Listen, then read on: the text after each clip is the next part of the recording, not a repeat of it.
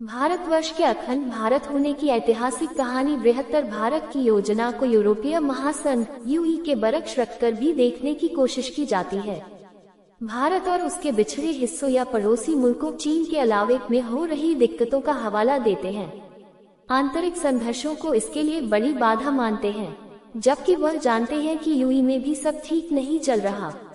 तुर्की के संघ में शामिल होने की कोशिशों पर दूसरे सदस्य देशों को चिंता होती रही है। स्पेन मजहबी आतंकवाद से तो फ्रांस अल्जीरिया से होती घुसपैठ से परेशान है। विभाजन से भारत और साथी देशों का बड़ा नुकसान हुआ है। व्यापार, पर्यटन, तीर्थ दर्शन, रिश्ते, पर्वतमाला, नदियों, खानपान, वेशभूषा, भाषा, बोली तक प्रभावित हुआ है। बंगाल, पंजाब, कश्मीर की पूरी भूसंस्कृति टूटी। साझी विरासत, साझे पूर्वज, महापुरुष, साझा इतिहास तक इसका बेजा असर पहुंचा है। साल 1857 में भारत का क्षेत्रफल 83 लाख वर्ग की मी था। वर्तमान भारत का क्षेत्रफल 33 लाख वर्ग की मी है।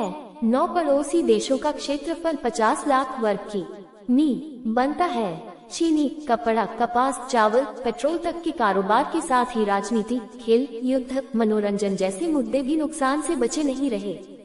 पाकिस्तान में पख्तून, बलूच, सिंधी, गिलगित समेत बाल्तिस्तानी, कश्मीरी, मुजफ्फराबादी और मुहाजिर नाम से कराची, इस्लामाबाद और लाहौर में कथित आजादी की लड़ाई चल रही है।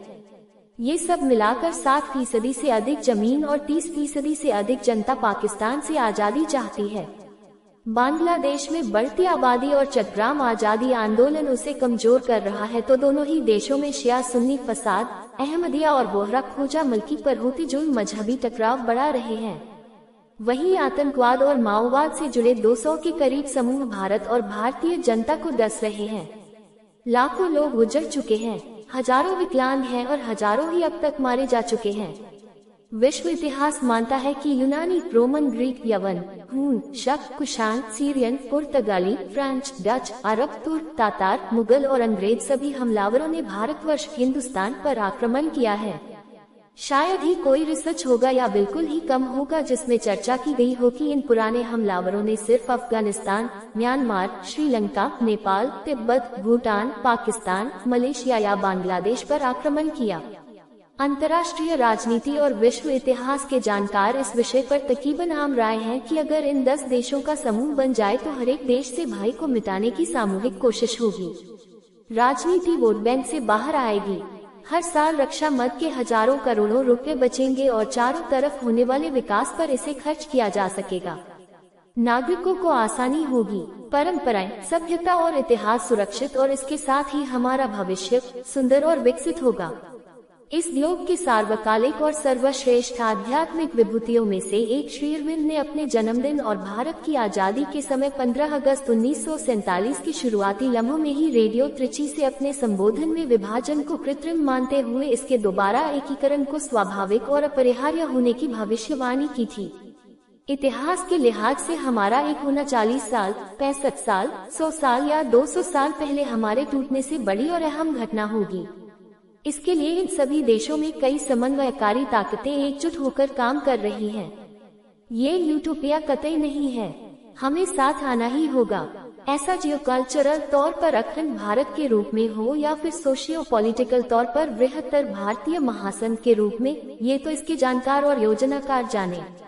हम जैसों को तो इस सपने पर मजबूत यकीन के साथ इसकी कोशिशों में लगातार हर संभव योगदान करने की जरूरत है। बस हम भारतीय हैं, हमें गर्व होना चाहिए, अपने इतिहास का जाना चाहिए।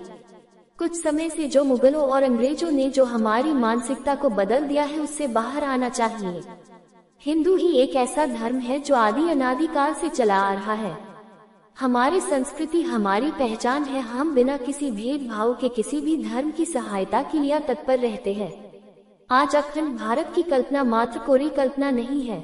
जानकार तो ये भी मानते हैं कि भारत अफगानिस्तान, पाकिस्तान, तिब्बत, नेपाल, भूटान, बांग्लादेश, म्यांमार तक ही नहीं बल्कि उससे भी आगे तक फैला हुआ था।